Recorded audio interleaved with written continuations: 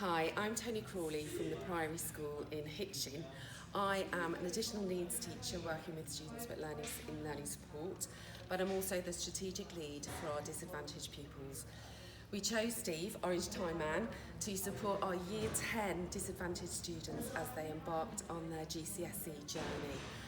It was a memorable session, and I know that the pupils got a lot from it, and hopefully they will be motivated to work hard throughout their next 2 years.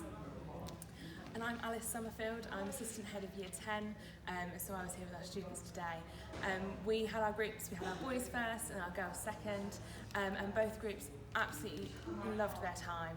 The boys were full of energy and really enthused. Some of our students are quite tricky to tie down and get engaged, but they loved it. They bounced out of here at the end of the session, really full of beans and appreciating what they'd taken from the session, I think.